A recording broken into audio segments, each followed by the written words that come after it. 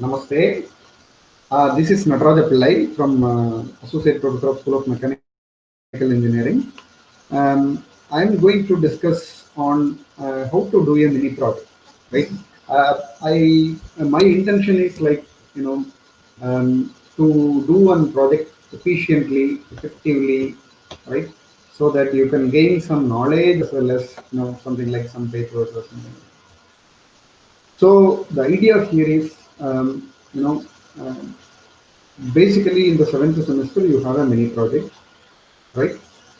And so far you might have studied the several subjects, starting from first year courses like mathematics, physics, chemistry, and then you move to fluid mechanics, solid mechanics, thermodynamics, and then other papers, especially in aerospace engineering students might have studied aerodynamics, aerospace propulsion, aerospace structures, then compressible flow, and especially mechanical engineering students might have studied thermal engineering 1, 2, and then you might have studied something on design courses, manufacturing, and all those things.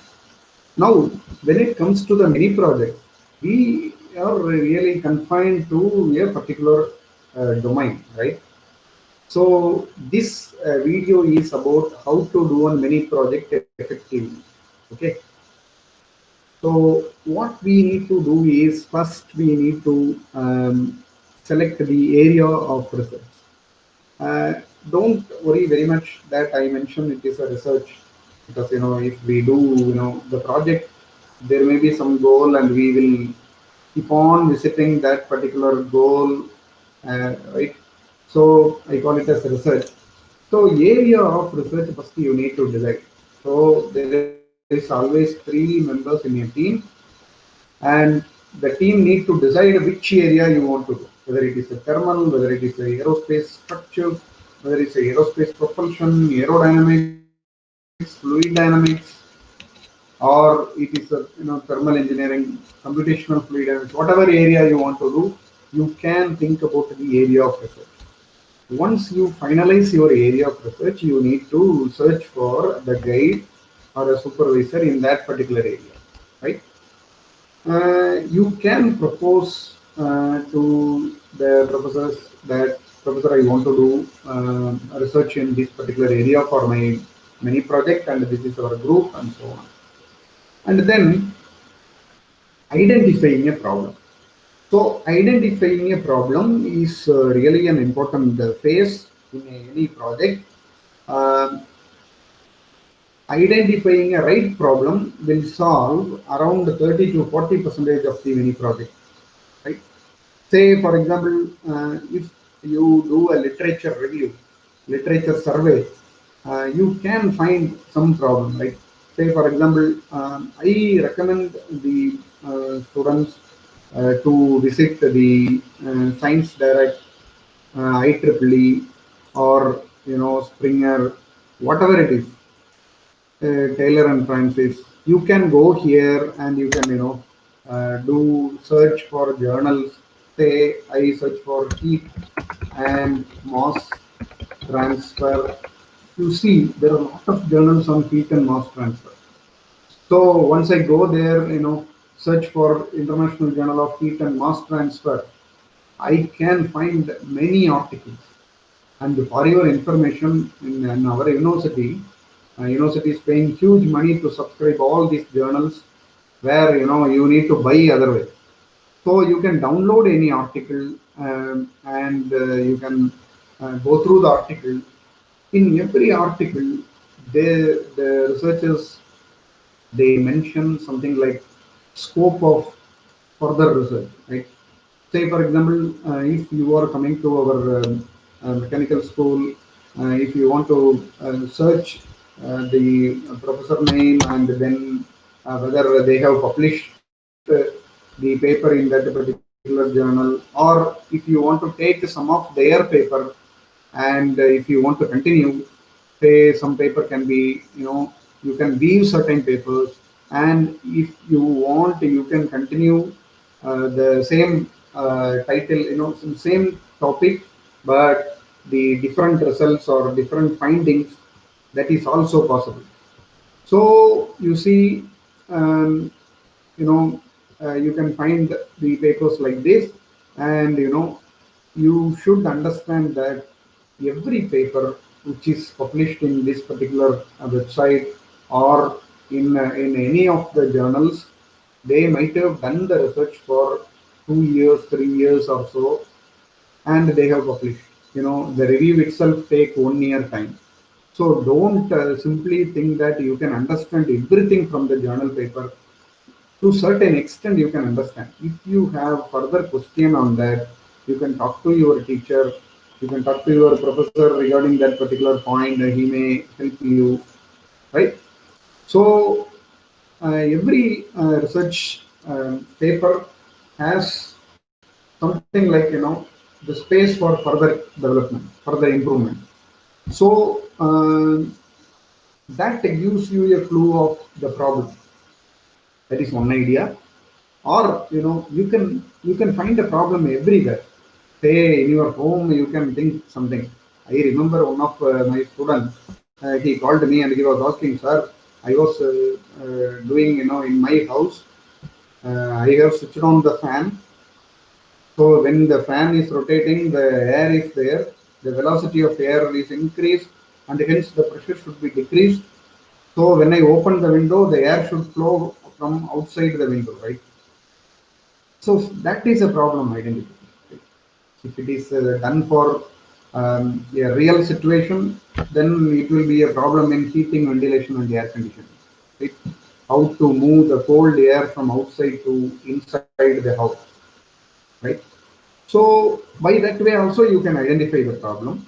Right? Then definition of the problem. A well-defined problem is almost 30-40% of the project. So if you have a well-defined problem, say, for example, if you are very clear on what you want to do, right? So I remember one of the students in aerospace engineering. He was saying a problem, sir. When the ceiling fan is having in operation, there is a formation of dust in the leading edge of the blade. He understands that is the problem. I asked him why, what is the problem? He said, sir, the number of RPM is decreasing. If the number of RPM is decreasing, then you will not get enough mass flow rate of the air. Okay, I asked him whether have you experienced that by removing the dust. He told, sir, when I remove the dust, the RPM is really very high. Right? So you will have more mass flow rate. Then the problem is now clear, and the problem we can define, right? The definition is the thickness of the dust. If the thickness of the dust changes, how it affects the performance of a fan. Very simple. So by that way, we can define a problem, right? So please take care in defining the problem. So when you come for first review, you will ask what is the problem. Then you should be able to explain, right? Then we should list the parameters. You can get the clue from the research paper you consider. My suggestion and the recommendation is every project have a base paper. The base paper should be like, published in a very good journal, SCI journal, Science Citation Index journal, especially from Science Direct, Springer, IEEE, whatever it is. But it should be a standard journal with a good impact factor is better, right? So if you take a paper, take a particular base paper, you now know the parameters. What are all the parameters? Say in the wind tunnel, we say the flow velocity, flow density, the temperature, the geometric parameters like a chord length, the geometric parameters like the angle of attack. Like that, you can have any parameters, right? So many parameters involved, and you can note the parameters and you can consider. For your information, it is not possible to consider every parameter for your project, especially for many projects now, right? So if the base paper consider 20 parameters, you cannot consider 20 parameters. Assume you consider 5 parameters. That's fine, right? So be sure about the parameters involved and what parameters you are considering for your project. Then measurement. How can I do the measurement? You can come to the laboratory and do the measurement, or you can do the measurement using simulation. What simulation? You can use computational fluid dynamics simulation, finite element analysis simulation, and there are a lot of other simulation softwares available as of now. So you can utilize that particular software and do the measurement. See, you should have a measurement in your project. Then only we can say that there is something good in the project, right? The parameters you have considered, you should have measured in the simulation or whatever it is. You can run it and you can measure it. Then you have huge data, right? When you measure, you have many data. So you can start analyzing the data, having a maximum value, minimum value, average value, correct? And identifying some physical phenomena involved. All these analysis you can do in your project and document it. Always document what you are doing, right? Now discuss. Say once you have done the analysis, you have done the graph. You can compare the graph with the previously published literature or the base paper or the results of your seniors sometimes in a laboratory where the document is available. So have a elaborate discussion, right? Do again and again, right? Don't simply say that your coefficient of lift value is increasing, decreasing. Why it is increasing? Why it is decreasing? All those information you can include in the discussion, right? So you know that in our university now all the projects are subjected to plagiarism check, right? So always prepare the report and write with your own language and your own content. Don't copy any figure, graph, or the text from the existing literature. Simply, we run the plagiarism report, we run your report in a plagiarism software, and we can find it simply. And you know very well that if the plagiarism is more than 10%, you need to rewrite the report, and at the last moment it will be very difficult. And hence, I recommend you write with your own language and check with the Grammarly, whatever the options available, right? And you write the report without plagiarism, right? Copying is not really good. So let us be very much genuine on identifying the correct procedure and writing it in a own word.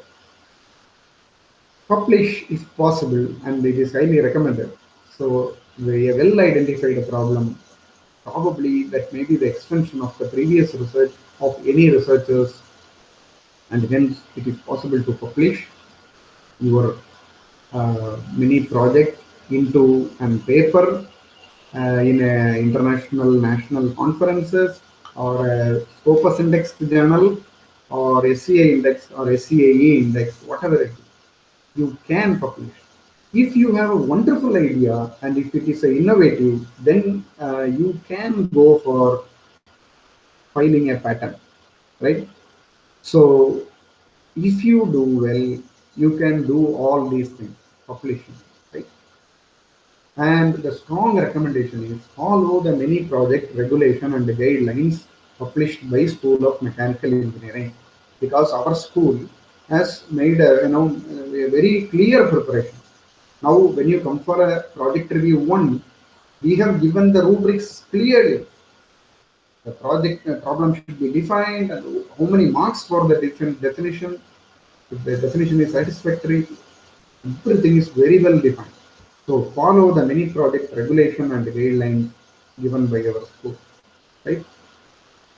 So with this note, I thank you very much and I recommend you can follow this process. If you have any question, please drop an email. Thank you very much. All the best.